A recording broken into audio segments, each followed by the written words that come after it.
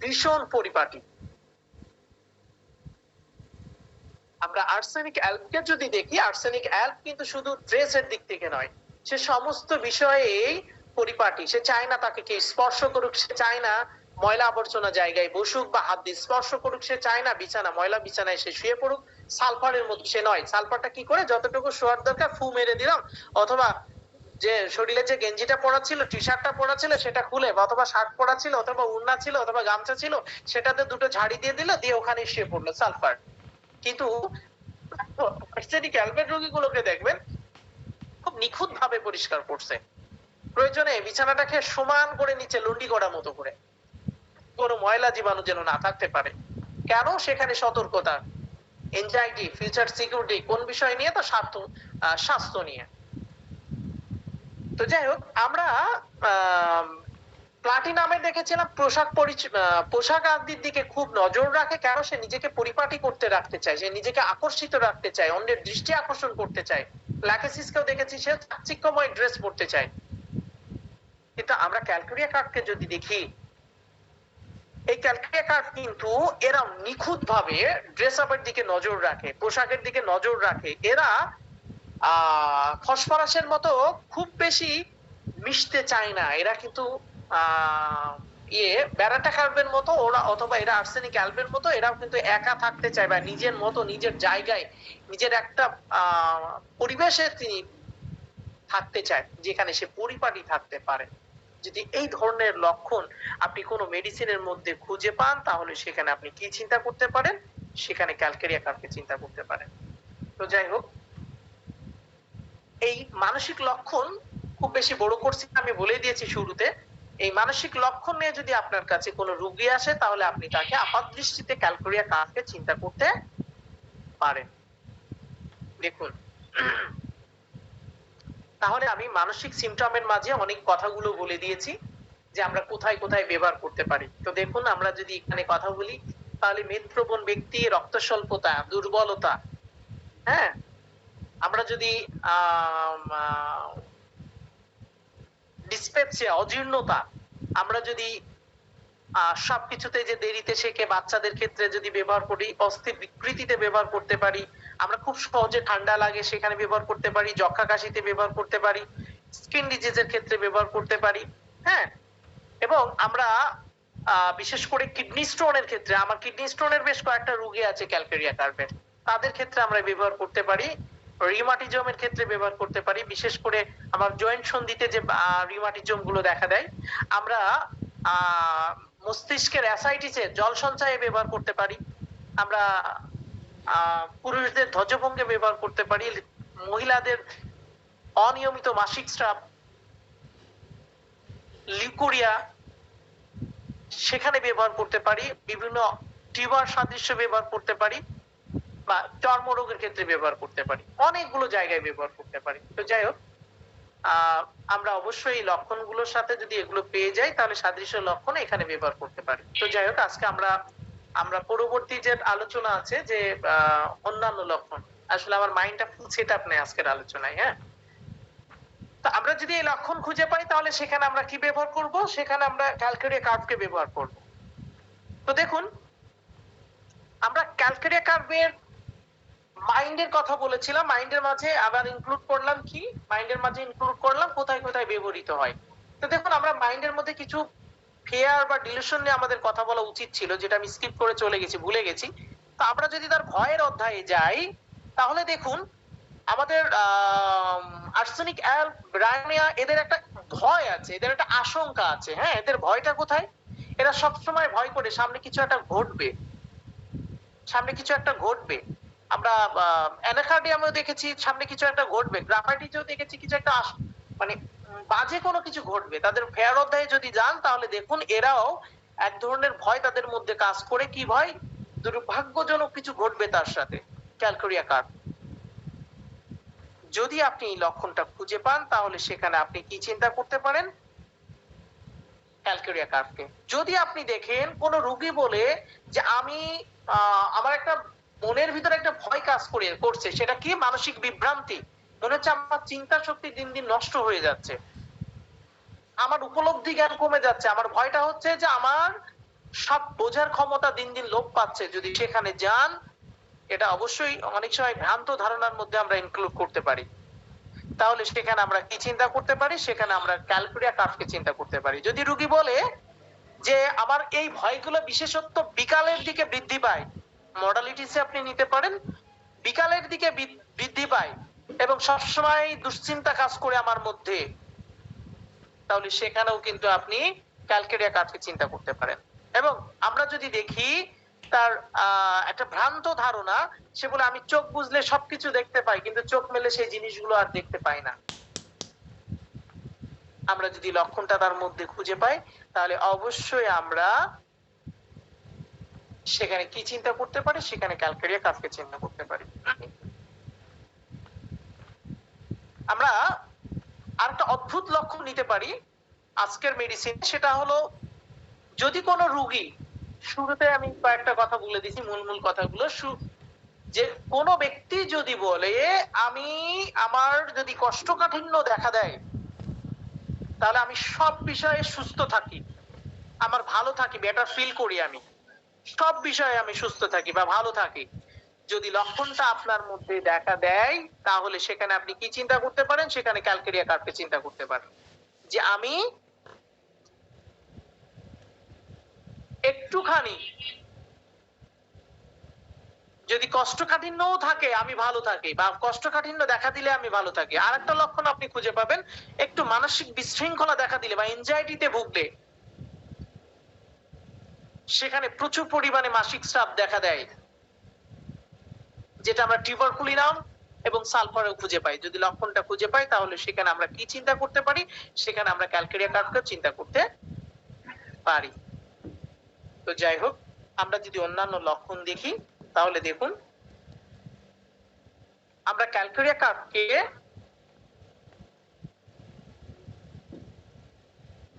স্টুল লক্ষণে যদি যাই, যেহেতু শুরুতে বললাম যে কোষ্ঠকাঠিন্য থাকলে সে ভালো থাকে, ভালো ফিল করে, তাহলে দেখুন আমরা এদের লাইকোপোডিয়ামের মতো মল খুঁজে পাবো। লাইকোপোডিয়ামের মলটা কেমন ছিল? প্রথমে শক্ত, পরে নরম, কখনো শক্ত কখনো নরম। এটা লাইকোপোডিয়ামের কিন্তু ভ্যারাইটিস মল আছে, প্রথমে শক্ত পরে নরম, কখনো কখনো রোগী বলে যে কখনো শক্ত কখনো নরম। ঠিক অনুরূপ ভাবে আমরা যদি ক্যালকুলিয়া কার্ভে দেখি, তাহলে শক্ত, প্রথমে শক্ত, তারপরে নরম, এবং সর্বশেষ একেবারেই পাতলা। আর আমরা দেখেছি যে নরম মানে একেবারে পাতলার মাঝে যদি গুটি গুটি থাকে, তাহলে সেখানে ইন্টিমক্রুড একটা ভালো মেডিসিন, সেখানে ইন্টিমক্রুড একটা ভালো মেডিসিন, যে মলের মধ্যে ছোট ছোট গুটি গুটি, ইন্টিমক্রুড খুব ভালো মেডিসিন। সেই সাথে ম্যাককার্ড, রিউম, এদের মতো যদি টক গন্ধ থাকে, মলে যদি টক গন্ধ থাকে বা পচা গন্ধ থাকে যদি কার্বোভেজের মতো, তাহলে সেখানে আমরা কিন্তু ক্যালকুলিয়া কার্ভকে চিন্তা করতে পারি। তো দেখুন, আমরা যেহেতু মলের কথা বললাম, তাহলে এদের ডিসপেপসিয়াতে কিন্তু আমরা ক্যালকুলিয়া কার্ভকে ব্যবহার করতে পারি। ডিসপেপসিয়া যাদের আছে, অজীর্ণ সমস্যা যাদের আছে, তাদের কিন্তু সাধারণত স্টুল ক্লিয়ার হবে না, এটাই স্বাভাবিক। তো আমরা যদি কোনো রোগীর মধ্যে দেখি যে তার হজম শক্তির দুর্বলতা, তার হজম শক্তির দুর্বলতা, দেখুন হজম শক্তির দুর্বলতা হলে স্বাভাবিক তার মলটা ক্লিয়ার হয় না, এটাই স্বাভাবিক। তাহলে কোন রোগীর মধ্যে যদি দেখেন হজম শক্তির দুর্বলতার সাথে স্টুল ক্লিয়ার নয়, তাহলে সেখানে আপনারা কি চিন্তা করতে পারেন? মোটা, চর্বি প্রবণ, মোটা সোটা, একেবারে মোটা সোটা চর্বি প্রবণ, তাহলে সেখানে আপনি কি চিন্তা করছেন? সেখানে অবশ্যই ক্যালকুলিয়া কার্ভকে চিন্তা করবেন। এবং সেই সাথে যদি তার পেটে জ্বালা থাকে, দেখুন জ্বালাতে ক্যাপসিকাম, রুবিনিয়া, নাক্স, ক্যালকুলিয়া কার্ভ, বেশ অনেকগুলো মেডিসিন আছে, হ্যাঁ, খুব দারুণ কাজ করে। তা আমরা যদি দেখি এরও জ্বালা আছে, ডিসপেপসিয়া জনিত কারণে অ্যাবডোমিনাল বার্নিং সেন্সেশন আছে, সেই সাথে লাইকোপোডিয়ামের মতো টক ঢেকুর উঠছে, টক বমি হচ্ছে, লাইকোপোডিয়ামে দাঁতের গোড়ে টক হয়, হ্যাঁ, টক ঢেকুর হচ্ছে, টক বমি হচ্ছে, এবং তার যে স্টুল ছিল, মল ছিল, সেটাতেও টক গন্ধ হচ্ছে, শরীরেও টক গন্ধ করছে, তাহলে সেখানে আপনি তার ঘামে টক, মলে টক, বমিতে টক, টক গন্ধযুক্ত যদি লক্ষণটা খুঁজে পান, তাহলে অজীর্ণ সমস্যার সাথে জ্বালাপোড়া, পেটের জ্বালাপোড়ার সাথে আপনি টক ধরনের ঢেকুর, টক ধরনের মল, টক ধরনের ঘাম, টক ধরনের উদারময় যাই হোক না কেন, সেখানে আপনি কি চিন্তা করতে পারেন? সেখানে ক্যালকুরিয়া কার্ভকে চিন্তা করতে পারেন। দেখুন, ডিসপেপসিয়াতে যদি আমরা যাই, তাহলে আমাদের এই ক্যালকুরিয়া কার্ভ এরা সাধারণত দুধ খেতে পারে না। এদের দুধ খাইলে বমি বমি ভাব করে, গা বমি বমি, যেটা আমরা ইপিকাকের মধ্যে বমি বমি ভাবটা বেশি খুঁজে পাই। কি খুঁজে পাই? ইপিকাকের মধ্যে আমরা বমি বমি ভাবটা খুঁজে পাই। এছাড়া আমরা বমি বমি ভাবে আরো অনেক মেডিসিন আছে, নাক্স আছে, ফসফরাস আছে, কার্বোভেজ আছে, ইপিকাক আছে, কলসিকাম আছে, অনেকগুলো মেডিসিন আছে বমি বমিতে। তাহলে সেখানে আমরা যদি দেখি, তাহলে সে দুধ সহ্য করতে পারে না, দুধ সহ্য তার হজম হয় না, দুধ খেলেই তার বমি হয় বা বমি বমি ভাব হয়, সেই সাথে টক ঢেকুর ওঠে। তাহলে আমরা তার খাদ্যে কি কি পছন্দ হয়? দেখুন, আমরা ক্যালকুরিয়া কার্ভকে দেখেছি ডিম অতীব প্রিয় একটা খাবার, খুব বেশি পছন্দ করে কি ক্যালকুরিয়া কার্ভ। তাহলে আমরা দেখলাম যে এই ধরনের ব্যক্তিদের সাধারণত অজীর্ণ সমস্যা থাকে এবং অজীর্ণতা জনিত কারণে তার পেটে জ্বালা পোড়া থাকতে পারে, এবং সেই সাথে আমরা যদি দেখি তাহলে তার টক গন্ধ, টক বমি, টক গন্ধযুক্ত বমি, তার মলে টক, তার ঘামে টক লক্ষণটা খুঁজে পাওয়া যায়। তাহলে ঘামের কথা যখন বললাম, তাহলে সে ভীষণ ঘামতে পছন্দ করে, অর্থাৎ ঘামে কোন জায়গাটা? একক অঞ্চলগুলোতে। দেখুন,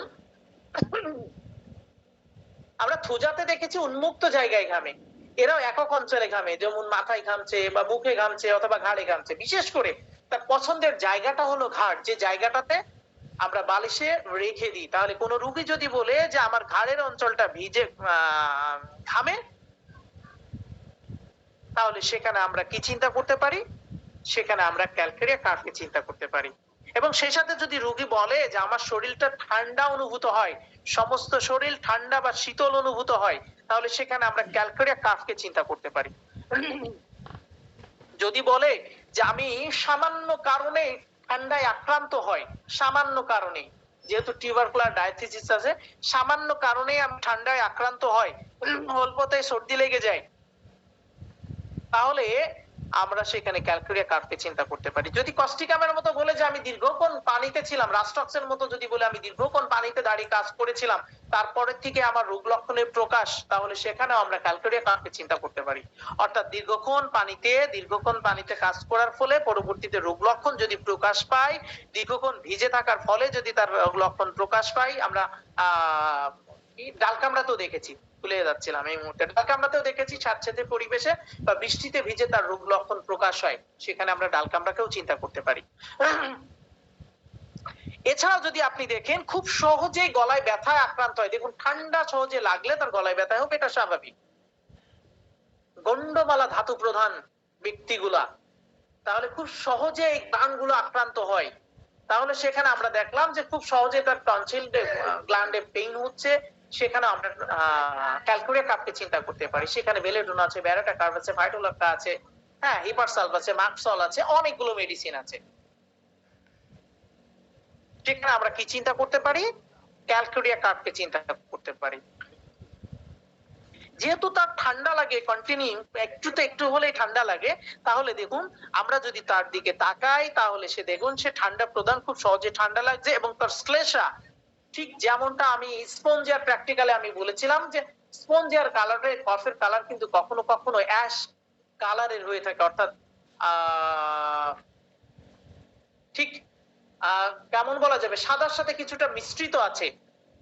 যদি আপনি দেখেন তাহলে এই ক্যালকুরিয়া কার্ভেরও ঠিক অনুরূপ ভাবে আপনি লক্ষ্য করবেন, এবং সেটাতে অবশ্যই দুর্গন্ধযুক্ত, কখনো কখনো রক্তময় বা কখনো কখনো পুষ সংযুক্ত কফ আসতে পারে। দীর্ঘদিনের ঠান্ডা লাগলে যেমনটা হয়ে থাকে, অনেক পেশেন্ট আছে যে বলে যে আমার ঠান্ডা লেগেছিল, পেকে গেছে, খুব দুর্গন্ধ করছে। দেখুন, পেকে গেছে, দুর্গন্ধ, এটা রোগীর ভাষা, আর আমি রোগীর ভাষাতে কথা বলতে পছন্দ করি। বললো যে আমার ঠান্ডা লেগে পেকে গেছে, দুর্গন্ধযুক্ত কফ বের হচ্ছে, শ্লেষা বের হচ্ছে, যেটা কখনো কখনো রক্তের মতো দেখায় বা কখনো কখনো পুজের মতো দেখায়, তাহলে সেখানে আপনি কি চিন্তা করতে পারেন? সেখানে আপনি ক্যালকুরিয়া কার্ভকে চিন্তা করতে পারেন। তাহলে আমি বললাম খুব সহজে ঠান্ডা লেগে যাচ্ছে, খুব সহজে। তাহলে খুব সহজে যখন ঠান্ডা লাগছে, তখন আমরা কি চিন্তা করতে পারি? এই ধরনের রোগীদের পলিপাস হবে, এটাই স্বাভাবিক। দেখুন, যাদের পলিপাসের চিকিৎসা যারা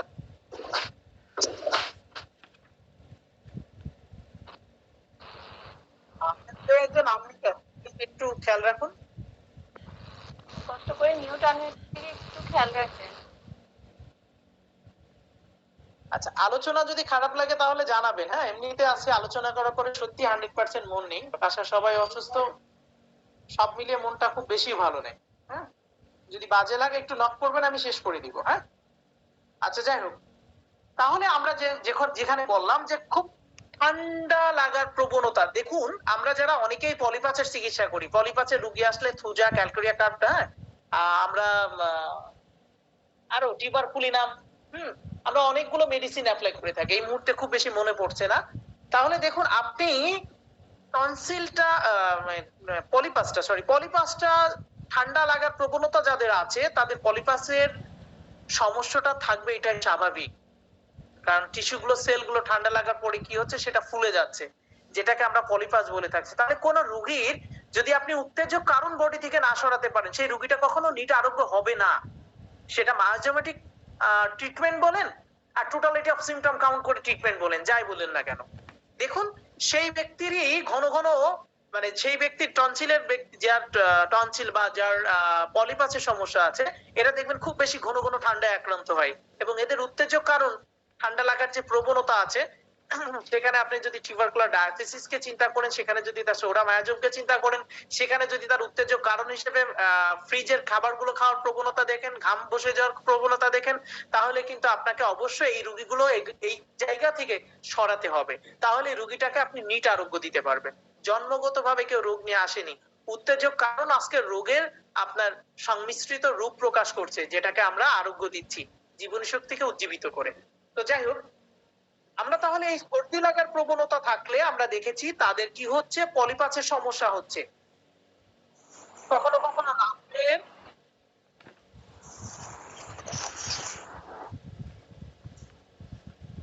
আমরা একটু কাইন্ডলি মিউট আনমিউটের দিকে একটু খেয়াল রাখি। হ্যাঁ, প্রথমত যারা শুনছে তাদের একটা ব্যাপার আছে, ইভেন আমি আলোচনা করছি আমারও একটা ব্যাপার আছে, একটু কাইন্ডলি খেয়াল করবেন। একজন আনমিউট আছে, সেলিনা ম্যাম, কষ্ট করে একটু মিউট করেন, শুনতে পাচ্ছেন আমাকে? দেখুন, এই ধরনের রোগীদের আপনি কখনো কখনো দেখবেন যে নাকটা বন্ধ হয়েছে, তার ওই যে বলছে পুজের নাই শ্লেষা, কখনো কখনো ব্রাউনিয়ার মতো এক ধরনের ড্রাই ভাব চলে আসবে, নাকের মধ্যে শুষ্ক ভাব চলে আসবে, কখনো কখনো এমন মেয়রের মতো, এমন কার্বের মতো, কখনো কখনো শ্যাম্পু কাশের মতো, ডাল কামড়ার মতো নাকটা বন্ধ হয়ে যাওয়ার প্রবণতা আপনি তার মধ্যে খুঁজে পাবেন। স্যাঙ্গুরিয়া নাইটের মতো, এলিবায়োক্রোমের মতো তাদেরও একটা নাক বন্ধ হয়ে যাওয়ার প্রবণতা খুঁজে পাবেন। দেখুন, যাদের নাকটা বন্ধ হয়ে থাকে বা নাকের সর্দি জমে থাকে, তাদের কিন্তু হাসি হওয়াটা স্বাভাবিক। ডালকামড়া, এফোনাইট, আর্সেনিক অ্যালফ, ন্যাট্রামবিউর, এলিয়াম সিপা, হ্যাঁ অনেকগুলো মেডিসিন আছে যাদের খুব সহজে হাঁচি দেয়। তাহলে যদি আপনি দেখেন তারা হাঁচি দিচ্ছে, উত্তেজক কারণ তাদের ঠান্ডা লাগার প্রবণতা, এবং হাঁচি দিলে তার নাক দিয়ে পানি বের হচ্ছে, এবং এই ধরনের রোগীদের মা বেলেডোনার মতো মাথা গরম আছে, হ্যাঁ, এবং ব্রাউনার মতো মুখের ভিতর শুষ্ক ভাব আছে, তাহলে আপনি যদি দেখেন তাদের রাত্রিবেলা ব্রাউনার মতো সবকিছু যেমন শুকিয়ে থাকে, এদের রাত্রিবেলায় নাক যদি শুকিয়ে থাকে এবং দিনের বেলায় যদি নাক ভেজা ভেজা থাকে, তাহলে সেখানে আপনি কি চিন্তা করতে পারেন? সেখানে অবশ্যই আপনি ক্যালকুরিয়া কার্ভকে চিন্তা করতে পারেন। তো যাই হোক, আমরা এছাড়াও যদি দেখি, বিশেষ করে যখন আমরা ঠান্ডা লাগার কথা বললাম, এই যেহেতু সে শীত কাতর ঠান্ডা লাগার প্রবণতা, এই জায়গায় আমার আরো কিছু মেডিসিনের কম্পেয়ার করা দরকার ছিল। দেখুন, আমাদের হিপারসালফ কিন্তু ফার্স্ট গ্রেডের একটা শীত কাতর, এবং সে খুব বেশি ঠান্ডায় আক্রান্ত হয় খুব সহজে। আমরা টিউবারকুলিনামকে দেখেছি খুব বেশি ঠান্ডায় আক্রান্ত হয়। আমরা ক্যালকেরিয়া কার্ভকে নিয়ে আলোচনা করছি, খুব বেশি ঠান্ডায় আক্রান্ত হয়। আসলে আমরা মেডিসিনের কম্পেয়ার করব, দেখুন দু একটা কথা, দু একটা আলোচনা শুনলে আমরা মনে করি যে না এই মেডিসিনটা আমার মধ্যে আছে, এই মেডিসিনটাই হয়তো আমি। আসল কথা হলো যে আপনি যখন অ আ ক খ শিখবেন, খেয়াল করবেন একটু বাইরের কথা বলি যে আমরা যখন ছোটকালে অ আ ক খ শিখেছি সব জায়গায় লিখে আসতাম। নিজের নামটা যখন শিখেছি সব জায়গায় নিজের নাম লিখতাম। হুম? আমি একটা বাচ্চাকে ৫০০ বার নাম লিখেছিলাম। সবেমাত্র বাসা রং করা হয়েছিল, সেই ছেলেটা আমের সময় আমের পিয়ে দিয়ে আমার বাসার পেছনে নাম লিখেছিল।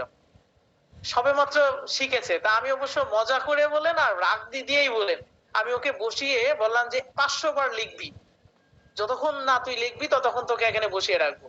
তো যাই হোক, এরকম যারা অল্প ভাবে একটু একটু করে মেডিকা শিখছে, প্রত্যেকটা মেডিসিনই নিজের মধ্যে খুঁজে পাবেন। তাহলে দেখুন এই জায়গাটাতে আমরা যদি দেখি যে প্রত্যেকটা মেডিসিন পড়ার সময় না এই মেডিসিনটা আমার সাথে চলে যাচ্ছে, তাহলে সেখানে আমরা যে জায়গাটাই করব মূল সিমটম গুলোকে আমরা একটু কম্পেয়ার করব। হ্যাঁ, প্রত্যেকটা মেডিসিনে ৫টা মেডিসিন আপনার মধ্যে যদি আসে তাহলে ৫টা, যেমন আমি মোটা হওয়ার প্রবণতায় ক্যালকুরিয়া কার্ভ, গ্রাফাটিস, পালসিটিলা, এমন কার্ভ, হ্যাঁ, ক্যাপসিকাম, এদের সাথে যেমন আমি বলেছি প্রত্যেকটা মোটা হওয়ার প্রবণতা, মোটা হচ্ছে, কিন্তু এখানে সবাই তো আর এক নয়। তাহলে একটা প্রত্যেকটা মেডিসিনের প্রত্যেকটা ব্যক্তি যেমন স্বাতন্ত্রতা বহন করে, প্রত্যেকটা মেডিসিনের এমন স্বাতন্ত্রতা আছে। তাহলে সেই জায়গাগুলো যদি আমরা নক করতে পারি, সেই জায়গাগুলো যদি আমরা খুঁজে বের করতে পারি, তাহলে আমি প্রত্যেকের মাঝেই যেমন ক্যালকেরিয়া কার্ভ খুঁজে পাবো না, ঠিক অনুরূপ ভাবে প্রত্যেকের মাঝেই কিন্তু আমি গ্রাফাইটিস খুঁজে পাবো না। তো যাই হোক, আমরা যেদিকে ছিলাম, তাহলে আমরা যদি দেখি ফিমেলদের ক্ষেত্রে যদি দেখি ক্যালকেরিয়া কার্ভের ক্ষেত্রে, দেখুন যে সকল ব্যক্তিদের খুব মানে বেশি পরিমাণে মাসিক স্রাব, অনিয়মিত মাসিক স্রাবটা আসলে কি? কখনো কখনো দেখা যাচ্ছে মাসে ২ বার ৩ বার ততোধিক হচ্ছে, কখনো কখনো দেখা যাচ্ছে মাস পার হয়ে যাচ্ছে, কখনো কখনো দেখা যাচ্ছে শুরু হচ্ছে তো শেষ হচ্ছে না, কখনো কখনো দেখা যাচ্ছে যে কোনো রকম প্যাড ইউজ করা লাগছে না, কখনো কখনো দেখা যাচ্ছে ১-২ ফোঁটা করে আসছে, ২-১ দিন পর আবার ১-২ ফোঁটা আসছে, কন্টিনিউয়াসলি চলতে আছে। এটাই অনিয়মিত মাসিক স্রাব। তাহলে যদি কোনো ব্যক্তির মধ্যে যদি দেখি আমরা অতিরিক্ত মাসিক স্রাব ২ সপ্তাহ পর পর, ৩ সপ্তাহ পর পরই দেখা দিচ্ছে এবং যেটা দীর্ঘকাল ব্যাপী হচ্ছে, সেবাইনাতে আছে, সিকেলি করে আছে, আমাদের থুজাতে আছে, মেড্রিনামে আছে, পালসিটিলাতে আছে। যদিও পালসিটিলা মাসিকের পরিমাণটা কিন্তু কম হয়। আমরা পালসিটিলাতে দেখেছি যে একদম প্রথম জীবনে তার মাসিক স্রাবটা প্রচুর পরিমাণে হয়েছিল প্রথম জীবনে। কিন্তু যত দিন গেছে তত তার মাসিক স্রাবটা কমতে আছে বা একটা সময় বন্ধ হয়ে যায়। তাহলে আমরা বললাম খুব বেশি মাসিক স্রাব হচ্ছে, হ্যাঁ, খুব বেশি এবং ঘন ঘন মাসে ২-৩ বার হচ্ছে। যদি লক্ষণটা খুঁজে পাই, যেমনটা বললাম ওই যে ক্যালকেরিয়া কার্ভ সহ আমাদের যে সাবাইনা আছে, ফেরামমেড আছে, টিউবারকুলিনাম আছে, ফসফরাস আছে, আমাদের গ্রাফাইটিস আছে, আমাদের একই মাসে ২-৩ বার পালসিটিলা, কলোফাইলাম আছে, অস্ট্রিলোগা আছে, সিমিসিবোগা আছে, গসিপিয়ামে আছে, অনেকগুলো মেডিসিনে আছে। যে একই মাসে ২-৩ বার বা অত্যধিক এবং মাসিক স্রাবটা দীর্ঘদিন স্থায়ী হচ্ছে, ট্রিলাম পেন্ডুর মতো দীর্ঘদিন ১ সপ্তাহ স্থায়ী হচ্ছে, সাবায়নার মতো দীর্ঘদিন স্থায়ী হচ্ছে। অথবা এমন হচ্ছে যে ২-১ সপ্তাহ ধরে চলেই যাচ্ছে। হ্যাঁ, যদি লক্ষণটা খুঁজে পান এবং মাসিকের পরিমাণটা যদি খুব বেশি খুঁজে পান, মিলিফোলিয়ামের মতো, ক্যালকেরিয়া ফসের মতো, টিউবারকুলিনামের মতো, জ্যান্থোজাইলামের মতো, ট্রিলিয়ামের মতো যদি আপনি খুঁজে পান যে প্রচুর পরিমাণে মাসিক স্রাব হচ্ছে, তাহলে সেখানেও কিন্তু আপনি কি চিন্তা করতে পারেন, সেখানে আপনি ক্যালকেরিয়া কার্ভকে চিন্তা করতে পারেন। এবং আপনি একটা জিনিস খেয়াল করবেন, আমরা ফেরামমেটে দেখেছি, আমরা সেবাইনাতে দেখেছি, আমরা সিকেলি করে দেখেছি, আমরা আরো বেশ কয়েকটা মেডিসিন আছে। দেখুন এদের রক্ত শূন্যতা, দেখুন আমি সিকেলিকর ফার্স্ট গ্রেডের টপ গ্রেডের একজন গরম কাতর মেডিসিন, সিকেলিকর কিন্তু হাইসিমাসের মতো উন্মাদনা প্রকাশ করে তার জৈবন নিয়ে, অর্থাৎ সেক্সুয়াল লাইফ নিয়ে, এরও কিন্তু দীর্ঘকাল ব্যাপী তার মাসিক স্রাব হতে পারে। তো দেখুন এই যে দীর্ঘকাল মাসিক স্রাব আমরা চায়নাতে দেখেছি, অ্যাসিড ফসে দেখেছি, দীর্ঘকাল বা ন্যাপটামিওরে দেখেছি, দীর্ঘকাল জনিত যে রিচার্জ বা দীর্ঘকাল জৈবিক যে তরল রস নিঃসরিত জনিত কারণে এদের ভিতরে কাতরতার পরিবর্তন আসতে পারে, আসলে পেছনে মায়াজমের একটা ধাক্কা আছে। ঠিক অনুরূপ ভাবে যদি আমরা ক্যালকেরিয়া কার্ভের এই দীর্ঘদিন যদি তার মাসিক স্রাব চলতে থাকে, পরবর্তীতে যদি তার এনিমিয়া দেখা দেয়, তাহলে সেখানে আমরা কি চিন্তা করতে পারি? সেখানে কিন্তু আমরা চায়নাকেও চিন্তা করতে পারি। দেখুন, এতটাই যে তার মধ্যে রক্তশূন্যতা এতটাই দেখা দিয়েছে যে একটা সময় সে তার মাসিক স্রাবটা একেবারে বন্ধই হয়ে গেছে, লাইক ফেরামেটের মতো বা ফেরাম গ্রুপের মেডিসিনের মতো। ফেরামেটের মেডিসিনের রোগীগুলোর কিন্তু মাসিক স্রাবটা একেবারেই বন্ধ হয়ে যায় রক্তশূন্যতা জনিত কারণে। তাহলে আমাদেরকে অবশ্যই এই দিকটাও মাথায় রাখতে হবে যে কেন হচ্ছে। আমি আমার প্রত্যেকটা আলোচনাতে বা আমার রোগী দেখার প্রত্যেকটা জায়গাতে আমি কজেশনকে খুব বেশি গুরুত্ব দিই। যারা আমার রোগী লিপিতে দেখেছেন, প্র্যাকটিক্যালি দেখেছেন, আমি কজেশনকে খুব বেশি প্রাধান্য দিই। প্রত্যেকটা ব্যক্তি স্বাতন্ত্র, রোগী দেখার ধরনও কিন্তু স্বাতন্ত্র। আপনি যদি হোমিওপ্যাথিতে রোগী দেখা বা প্রত্যেকটা ব্যক্তির প্রেসক্রিপশনে যদি আপনি কনফিউশন নিজের মধ্যে না তৈরি করতে পারেন, তাহলে আপনি হোমিওপ্যাথিতে হয়তো কিছু জানতে পারেন। বিতর্কিত কথা, তারপরও আমি বলবো যে আপনি যদি প্রত্যেকটা প্রেসক্রিপশনে ভুল না ধরতে পারেন, তাহলে আপনি হোমিওপ্যাথিতে এখনো আগাতে পারেননি। কেন পারেননি?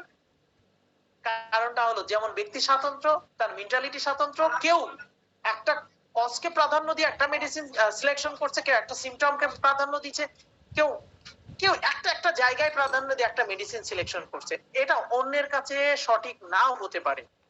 যে আফটার অল ভালোর মধ্যেও ভালো থাকে, সর্বশেষ ভালো যেটা সেটাই বেস্ট অপশন। তো যাই হোক, আমরা ওদিকে যাচ্ছি না। তাহলে দেখুন, যেদিকে যাচ্ছিলাম যে ফেরাম গ্রুপের মেডিসিন গুলোর একটা সময় এসে দেখা যায় মাসিক স্রাবটা বন্ধই হয়ে গেছে। কেন? রক্তশূন্যতা জনিত কারণে। তাহলে ক্যালকুরিয়া কার্বের মধ্যেও যদি দেখি মাসে 2-3 বার হচ্ছে, দেখুন মাসে 2-3 বার হচ্ছে, দীর্ঘদিন ব্যাপী হচ্ছে, দীর্ঘকাল স্থায়ী হচ্ছে, এবং এমনিতেই যারা মোটা প্রবণ ব্যক্তি তাদের আরবিসি, ব্লাডের আরবিসির পরিমাণটা কম থাকে। মেবি এটা আমার থেকে আরো ভালো জানে বিশেষ করে আমাদের এস এম জাহাঙ্গীর স্যার বা আমাদের অজয় স্যার, শ্রদ্ধেয় অজয় স্যার, এনারা কিন্তু খুব বেশি ভালো বুঝবেন এগুলাতে। যারা মোটা সোটা প্রবণ তাদের আরবিসির পরিমাণটা এমনিতে কম থাকে। তাহলে দেখুন, যার দীর্ঘদিন ধরে মাসিক স্রাবটা হচ্ছে, যেখানে মাসিক স্রাবের রংটা ছিল লাল, আরবিসিটা বেশি আকারে ভাঙছে, তাহলে একটা সময় এসে তার এনিমিয়া, রক্তশূন্যতা, একটা সময় এসে তার সাদাটে ভাব, চায়না ফেরামেট, অ্যাপিসমেল, ন্যাটামিয়ারের মতো, এদের একটা ফসফরাসের মতো এদের একটা সাদাটে ভাব কিন্তু তার বডিতে আসবে। এটাই কিন্তু স্বাভাবিক। একটা সময় এসে তার বুকে ধড়ফড় বেড়ে যাবে, অর্থাৎ দুর্বলতা বেড়ে যাবে, এনজাইটি বেড়ে যাবে, উইকনেস চলে আসবে। এটা কিন্তু স্বাভাবিক। কাজকর্মে অনীহা চলে আসবে, দুর্বলতা চলে আসবে, সেক্সুয়াল লাইফে অনীহা চলে আসবে। এটা কিন্তু স্বাভাবিক, অস্বাভাবিক নয়। তাহলে আমরা যদি ক্যালকেরিয়া কার্ভের মধ্যে এই ধরনের লক্ষণগুলো খুঁজে পাই, আচ্ছা আমাদের আসলে একটা মিনিট, আমার গ্রুপে অনেকে ঢুকতে পারছে না, 100 জন হয়ে গেছে, এই জন্য একটু লিখে দেন তো কেউ যে আসলে 100 জন হয়ে গেছে বলে ঢুকতে পারছেন না, একটু লিখে দেন। হ্যাঁ, একজন অনেক কষ্ট নিয়ে লিখেছে, অনেকক্ষণ ধরে চেষ্টা করেছি, পারছি না। বলেছি স্যার, তারপরে ওরা চেষ্টা করে যাচ্ছে আর কি। এটা ডবল লিংকের ব্যবস্থা করলে ভালো হয়। তাহলে দেখুন, আমরা এই ধরনের ব্যক্তিদেরকে আবার সে একটা পিকুলিয়ার সিমটম দিয়েছিল বা অদ্ভুত লক্ষণ আমরা বলতেই পারি, যে যার মাসিক স্রাবটা বন্ধ হয়ে গেছে, সে আবার বলছে আমি একটু এনজাইটিতে ভুগলে আমার অল্প অল্প করে মাসিক স্রাবটা দেখা দেয়। একটা দারুণ কথা কিন্তু, যে আমি এনজাইটিতে ভুগলে আমার মাসিক স্রাবটা দেখা দেয়।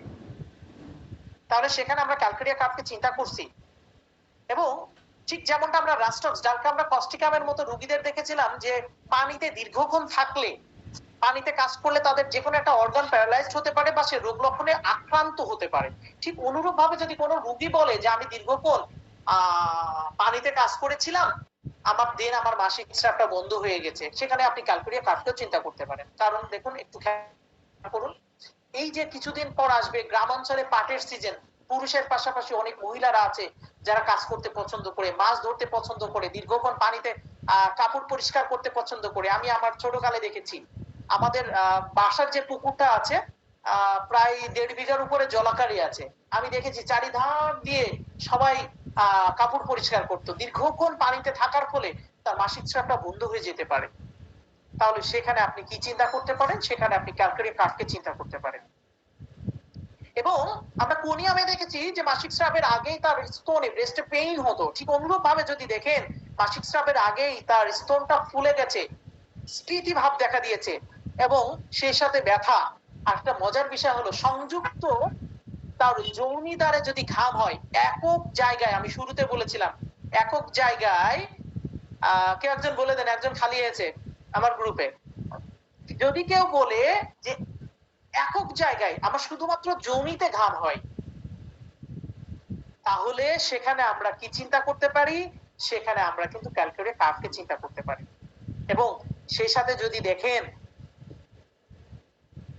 যে ক্যালকুলিয়া কার্ভের রোগীর বিশেষ করে সম্ভবত ল্যাক যদি অতিরিক্ত দুধ সঞ্চয় হয়, ল্যাক ডিফ্লেটর 24 আওয়ার্স এ দুধ বৃদ্ধি করতে পারে ব্রেস্টে।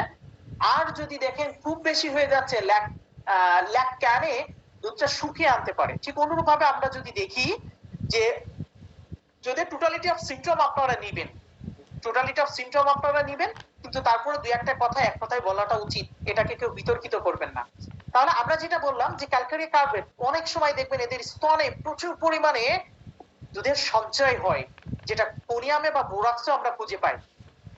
তো যাই হোক, আমরা যদি স্বল্পতা খুঁজে পাই তাহলে অনেকেই ল্যাক ডিফ্লেটর, অনেকেই আর্টিকা, অনেকেই অ্যাগনাসকে চিন্তা করতে পারেন। যদি আমি যে কয়টা মেডিসিনের কথা বললাম, আমি এই পর্যন্ত কখনো ফেল হইনি মেডিসিন গুলোতে।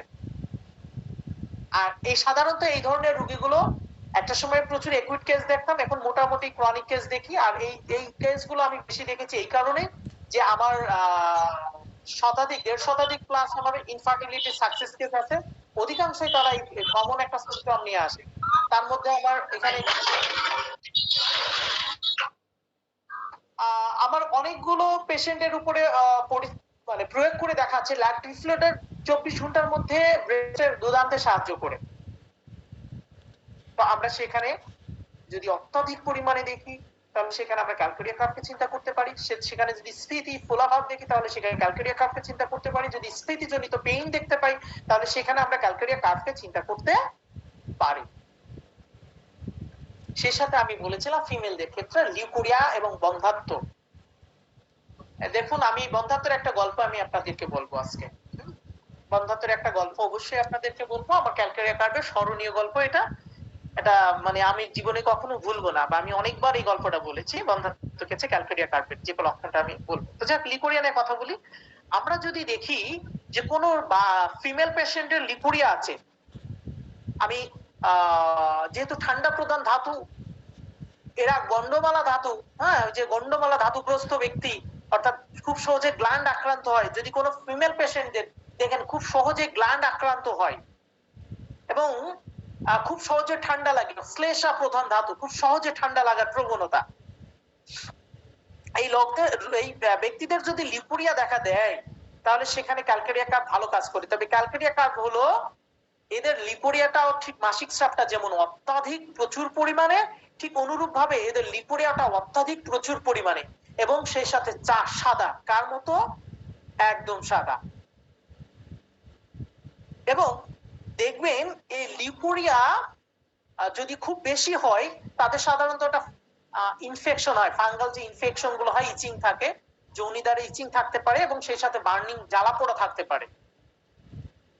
এবং সেই সাথে আমরা বলেছি বার্নিং, জ্বালা পোড়ার সাথে চুলকানি থাকতে পারে, যেটা আমরা এই চুলকানি বা ক্ষারযুক্ত ধাতু যেখানে ক্রিওজোট, অ্যালুমিনাস, সিবলিনাম, আর্সেনিক, গ্রাফাইটিস, ক্যালকুলিয়া আর্স, হ্যাঁ, ন্যাকটামিউট, অনেকগুলো, বোরাক্স, ববিস্টা, অনেকগুলো মেডিসিন আমরা খুঁজে পাই। খুব বেশি কম্পেয়ার করতে গেলে অনেক সময় লাগবে। তো আমরা অনেকগুলো মেডিসিনে কিন্তু এই ধরনের লক্ষণগুলো খুঁজে পাই। সিবিলিনাম, অ্যালুমিনা, এরা তো ক্রিওজোট, এরা তো মানে টপ গ্রেড, ফার্স্ট গ্রেডে আছে, যদিও আমি রেপার্টরি বুঝি না, ফার্স্ট গ্রেডে আছে সম্ভবত, খুব বেশি কাজে দেয় এই মেডিসিন গুলো। তো আমরা সেখানে যদি দেখি যে সাদা, একদম সাদা, তাহলে সেখানে আমরা ক্যালকুলিয়া কার্ভকে চিন্তা করতে পারি।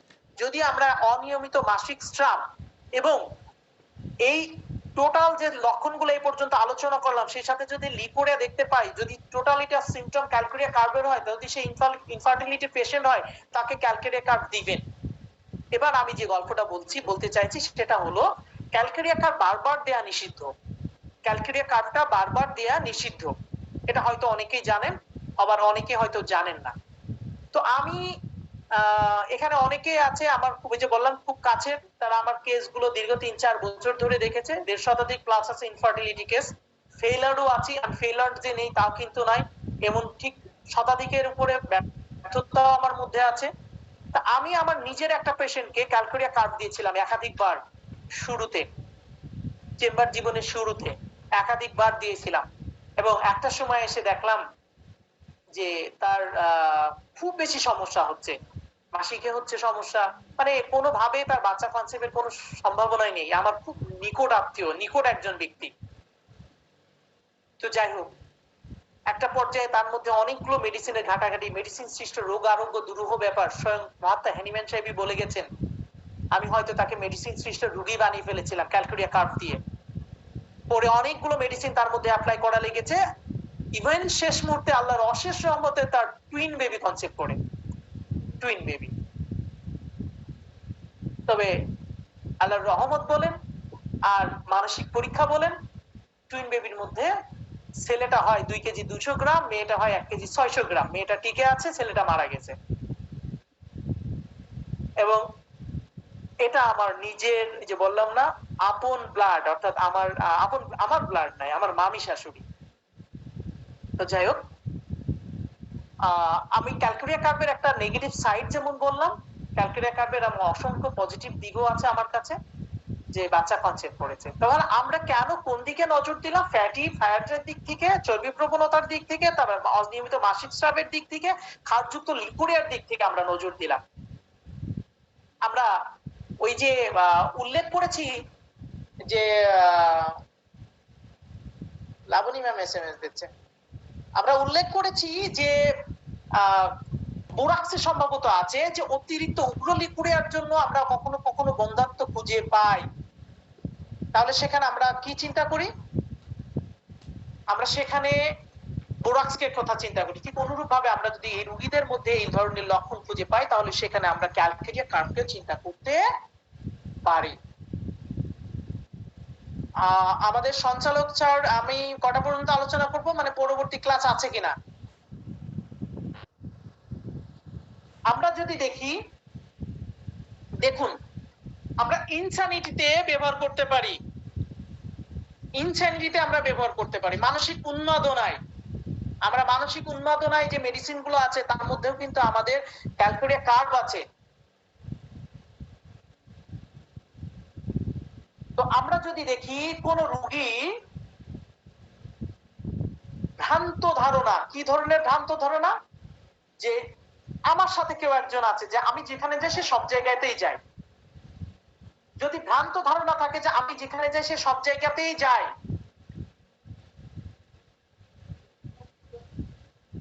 এবং আমি যখন চোখ বুঝি তখন আমি তাকে দেখতে পাই, আমি কিন্তু বলেছিলাম একটা ভ্রান্ত ধারণা।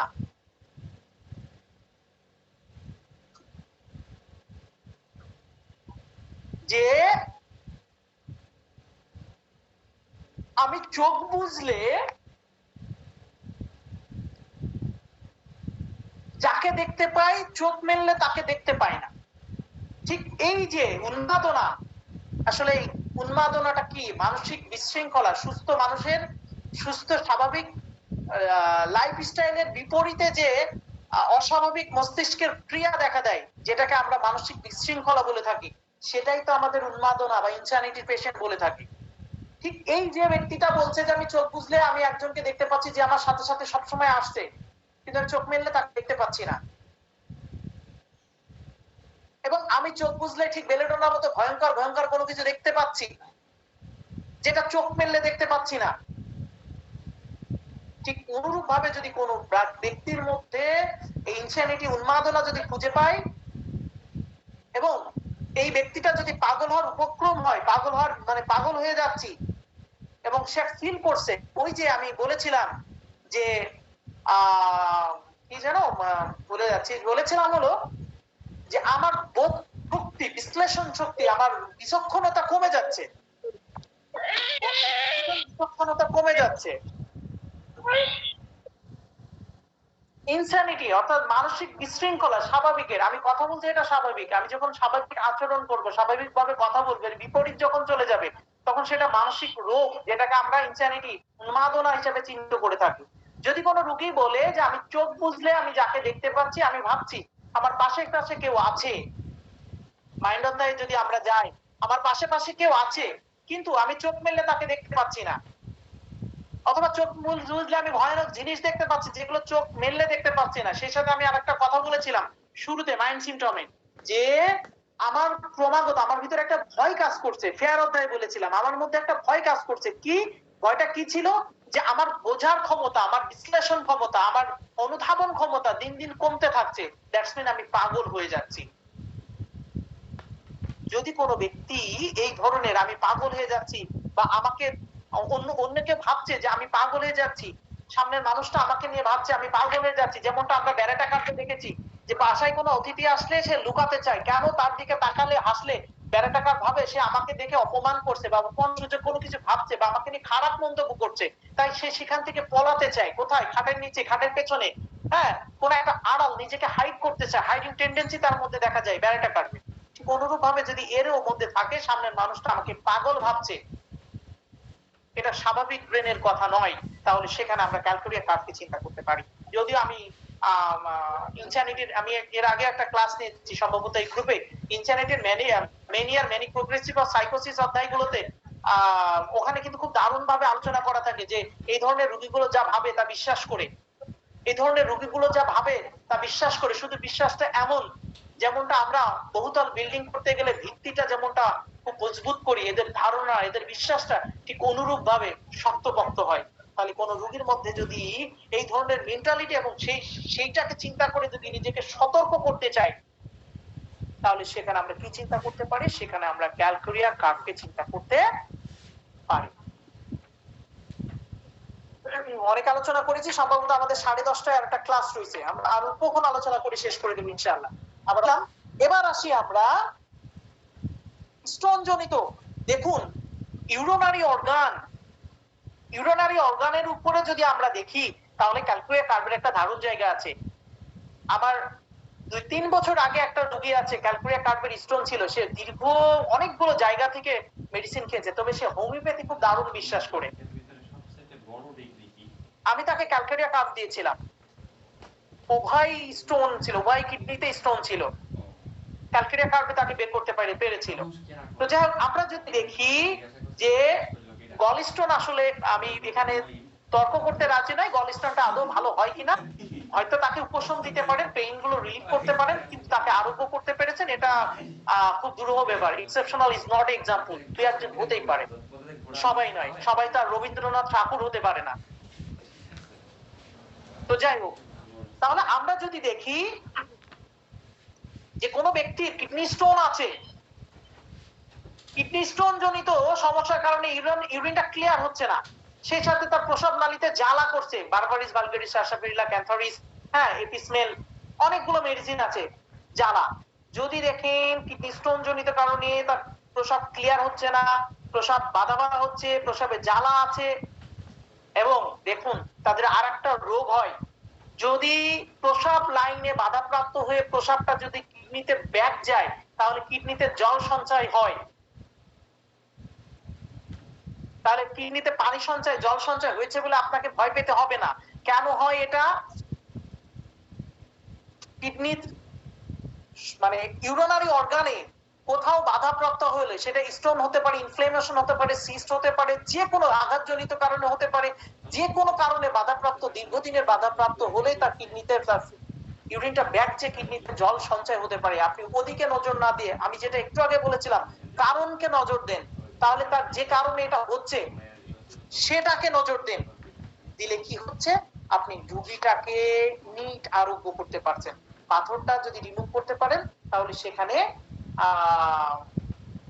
তার আরোগ্য লাভ হচ্ছে। সেই সাথে আরেকটা কথা হলো যে আমরা কোন একটা রাইটারের হয়তো পড়েছিল, ভুলে গেছি, যে ক্যালকুলিয়া কার্ভ যেমন আমরা প্রতিষেধক হিসাবে বলি, আদৌ কতটা কার্যকরী আমি জানি না, তাহলে সেখানে ক্যালকুলিয়া কার্ভকে চিন্তা করতে পারেন। এছাড়া পুরুষ জননেন্দ্রিয়ের উপরে যদি আমরা দেখি, খুব বেশি